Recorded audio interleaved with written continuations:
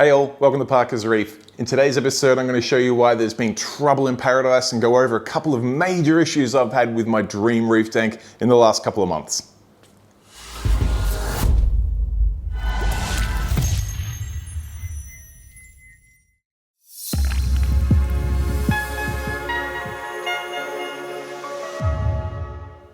Alright, so thank you for joining me on another episode of Parker's Reefs, and yes, as mentioned in the intro, reefing ain't easy because I have finally come across a couple of hurdles with this Dream Reef Tank. I was pleasantly surprised when I got through the first 12 months of this reef tank and had almost no issues whatsoever. In fact, any little hurdle I came across was something so minor that I didn't even really feel like it was something that was holding me back. The tank absolutely well surpassed my expectations with growth and color in there, and I started to think maybe reef keeping wasn't that hard after all. Now, we all know that ain't the truth because reefing is a difficult hobby, and just when you think you're on an easy street, it turns around and bites you in the arse. Now, I've had 3 issues with this tank in the last 2 months, and I'm gonna go over those with you in this video. One's basically a non-event, one's pretty bad, and one's absolutely diabolical. So we'll start off with the lowest of the 3 and start off with the little hardware issue I had.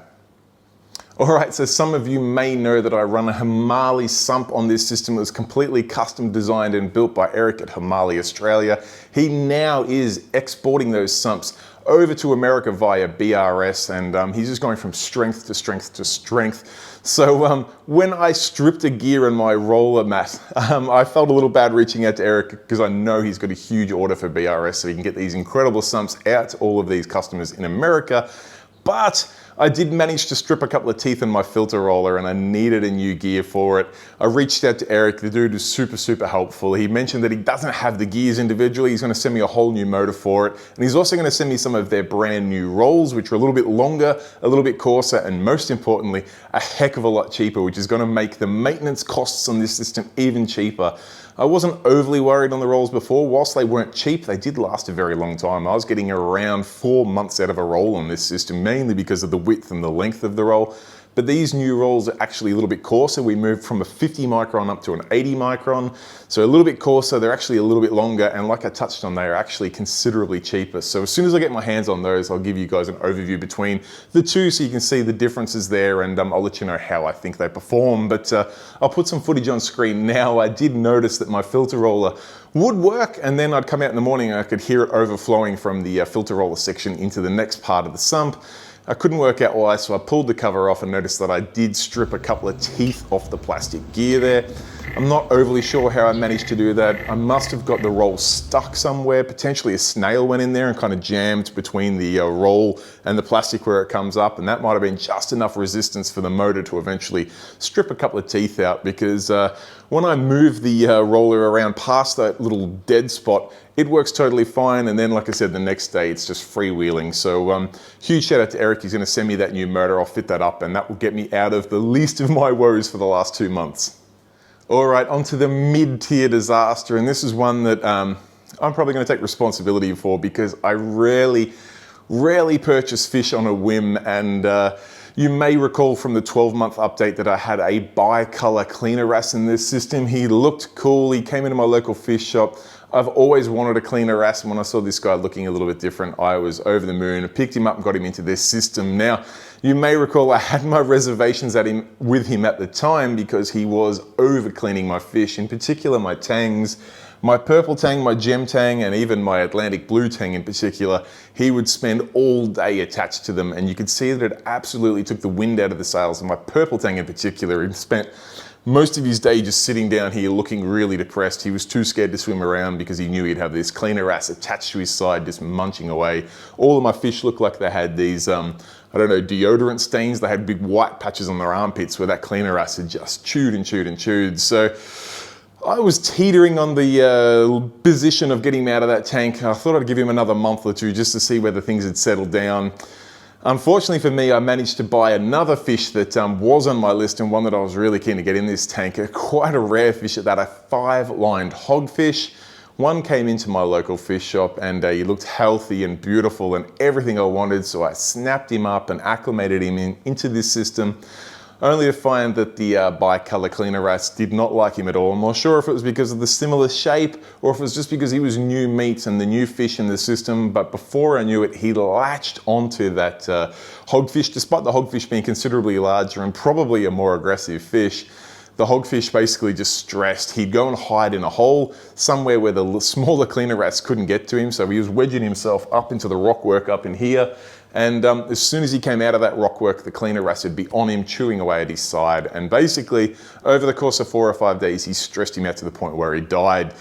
It was pretty traumatic. I did actually get the hogfish out of there about a day and a half before he died, and I took him into my frag system. The poor guy was really struggling. I actually held him in my hand and moved him towards some frozen food that I put in there to get him to eat.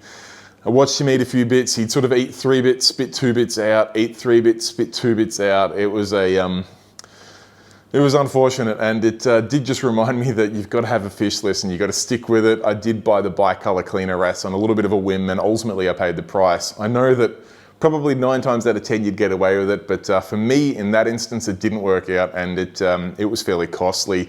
The 5-line hogfish is not a fish that comes up all that often, and also they're not overly cheap, so an expensive mistake on my behalf. Thankfully for me, you may recall I mentioned in the 12-month update that I did spend a couple of nights trying to catch him with a net. In fact, when I fed the fish, I'd try and just scoop him up, and it just looked ridiculous, me trying to catch a fish with a net in this system, because the fish would all just scatter off.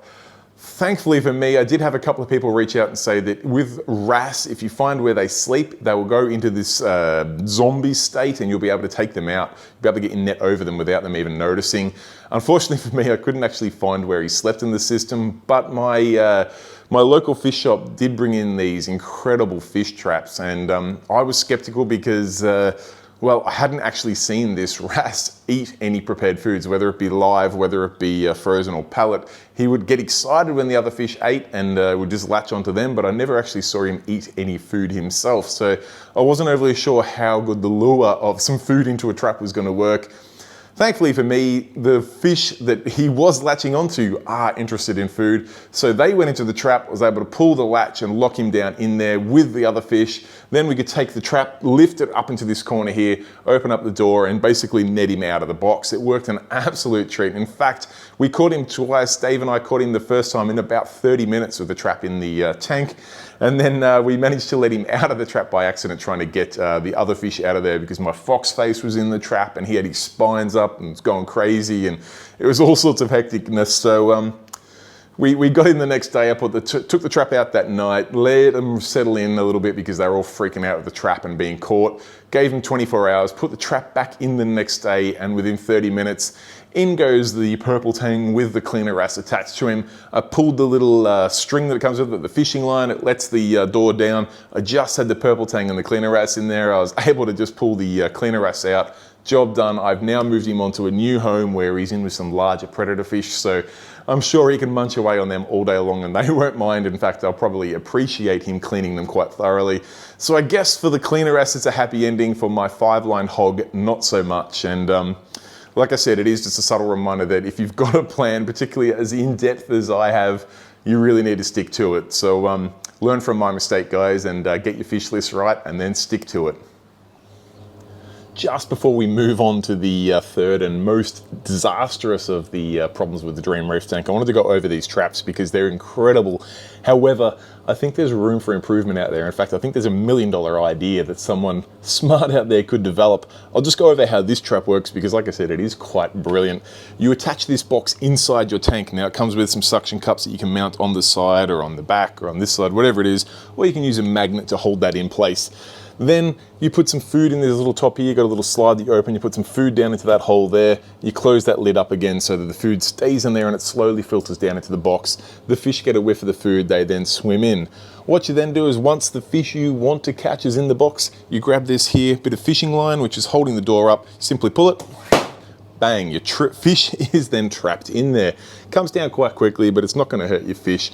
And then from there, like I said, we just maneuvered this box. We basically took the magnet off, maneuvered it up to the top surface of the tank. Then we opened it up, there, and then netted the fish out that we wanted, because the fish we were catching was not just the little small wrasse, but also some larger fish. And then when you open up the trap a little bit, the small wrasse takes out, the big fish stay in there. So what's my idea to improve this, you may wonder? And it's something that I think has potential to be absolutely incredible. Whilst the system worked quite well, I did only have to stand there for a few minutes at a time with the little fishing line in hand.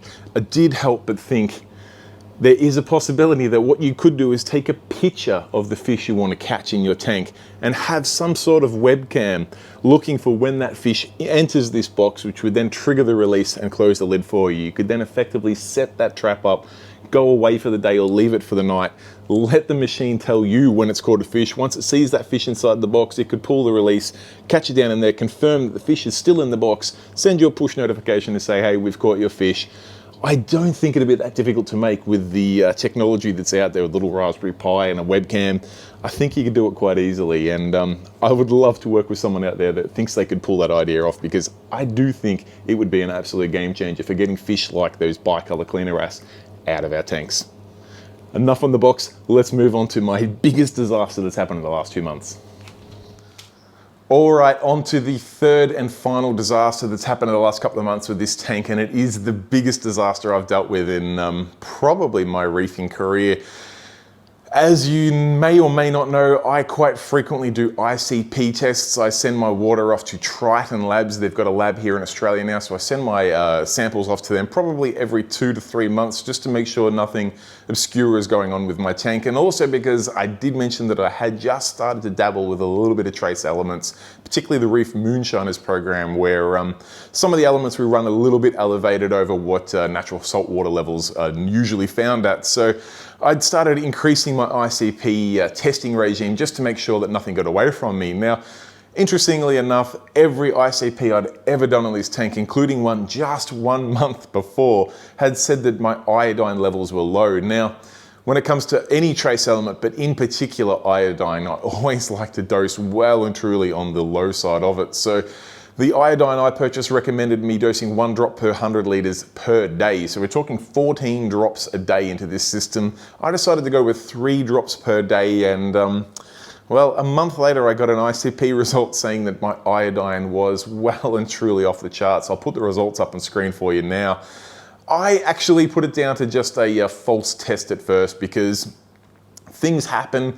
ICPs are not bulletproof. The process of getting water out of the tank, it might have got contaminated with my fingers, or maybe there was something in that vial, or whatever it could have been. My tank was actually looking pretty good when I got the next ICP saying that my iodine was well and truly off the charts. Now, I did have a little bit of a joke with some of my reefing buddies saying if my iodine levels were actually that high, surely everything in my tank would be dead, and that was far from the case. Everything was looking incredible. Now, I probably should have touched wood at that point in time, because a day or two after that I noticed a bit of RTN on a couple of SBS colonies, and I panicked.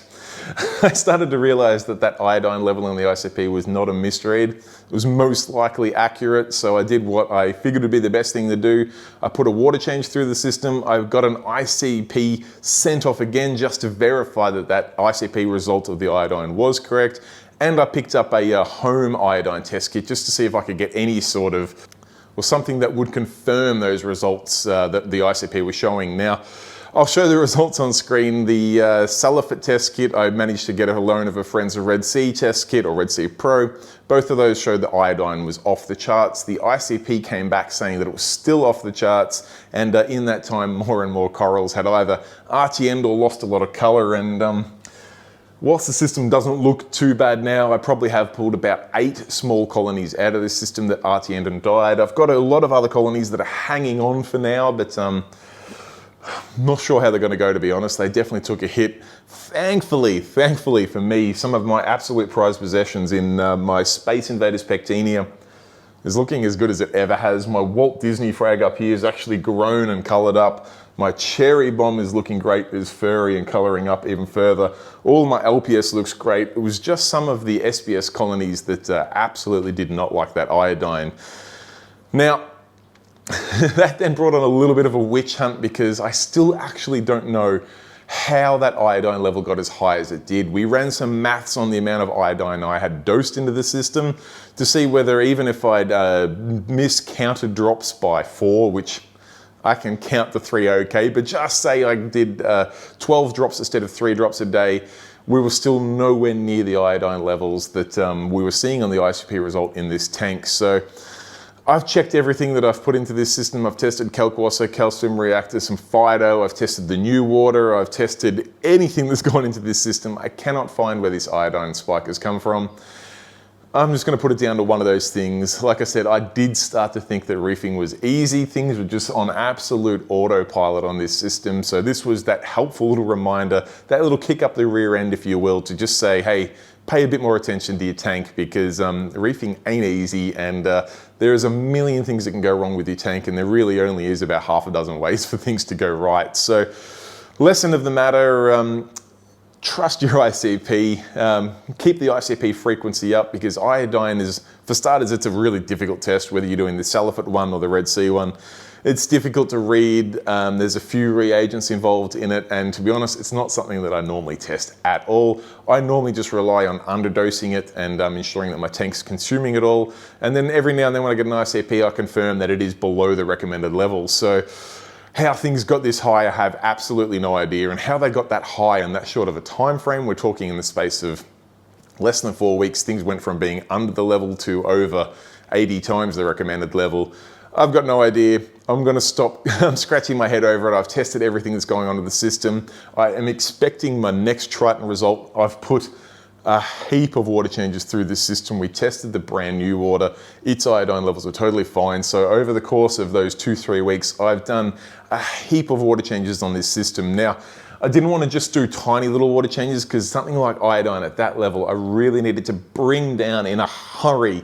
Now, normally I wouldn't recommend bringing things down in a hurry. Any little change you do with your system, you should do slowly, but with levels as high as they were of the iodine, I wanted to get it out ASAP. And after chatting with some of my reefing buddies, it turns out that really the only way to get it out of your system, particularly at those high levels, is via water changes. So I did about 6 500 litre water changes on this tank every day. Well, sorry, 1 each day over the course of 6 to 8 days. And I'll put some footage on screen of that now. I basically put the return outlets, pointed them right down into the display, directed the return pump off to the drain, because I've got a little tap in the sump that allows me to do that.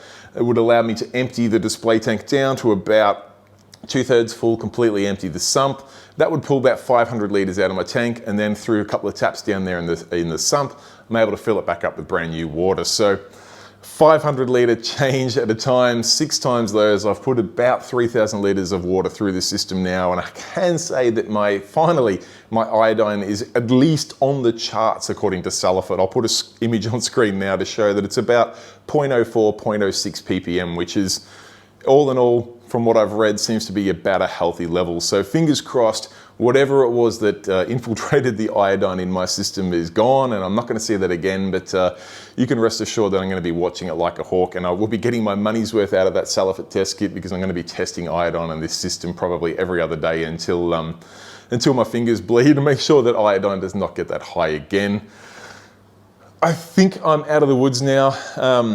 A couple of pieces have definitely lost some color. The polyp extension's absolutely reduced. Apart from things like the cherry bomb and the Walt Disney, my other SPS colonies that used to be extremely polyp extended are now fairly shy. And I've even got some strange sort of little growth tips. Things like the PC Rainbow is showing these weird, where the new growth is, these little white dots that are just, I don't know, show some sort of imbalance there, which I'm curious to see how that grows out over time. But again, I'm going to tap wood and say that I think I'm out of the woods with this issue now, and I'm just grateful that we're able to get onto it before losing too many things. There was a little bit of a snowball effect there. I think the high iodine levels wiped out a bunch of snails in my system. The snails wiping out then created a little bit of ammonia in the system, and that then just spirals quickly. So thankfully, despite my disbelief in that original ICP result, we're able to get onto it fairly quickly and stop that death spiral happening, which, like I said, is such a huge reminder that these closed ecosystems, they really just live life on the edge, and you just need to keep an eye on things as much as you can. So please learn from my mistakes, and make sure you watch your iodine levels, and don't be afraid to send off ICPs a little bit more frequently. All right, guys, I'll wrap things up there. I'll give you a little bit of an overview of the system, just get some footage on screen now so you can see how the other corals and fish are looking. All in all, the system is doing okay. It's kind of frustrating. I have people come over and see the tank and they're like, oh my God, it looks incredible. And I'm like, it looks okay. It looked a lot better 2 months ago, which is no word of a lie. The system did look better 2 months ago, but realistically, when I started this tank, if I'd had a look at this tank as it sits now, and someone told me that that's what your tank's gonna look like in 14 months' time from the day you put water in it, I'd probably take it. So it's time not to be greedy and just be grateful for the things I do have, because it's still a kick-ass tank and I love it. So if you have any questions, comments, feedback, suggestions of things where that iodine level could have come from, I would love to hear it. Please do pop it in the comments section below. I do personally reply to each and every comment there, so it is the best way to get hold of me. Other than that, guys, stay tuned. I do have another video out tomorrow, which is finally at last part 2 on how to set up and tune your calcium reactor. I know I've had a lot of people asking about that. My apologies. It's just been, well, it's been that crazy season, of course, where everything just becomes a competing priority with Christmas and New Year's, but I do have that video to go live tomorrow. So for everyone that's wondering how to set up a calcium reactor, and particularly how to tune it into your system, watch out for that video tomorrow. I've also got a heap of stuff happening in the frag tank, including stuff happening outside of the frag tank. I've got myself a brand new frag saw. I've got my very own custom frag tiles. I've got some new glue. All sorts of things happening there to stay tuned for in the next couple of weeks. Other than that, guys, I will wrap things up there. Thank you so much for watching. Till next time, stay safe, keep reefing. Cheers, bye.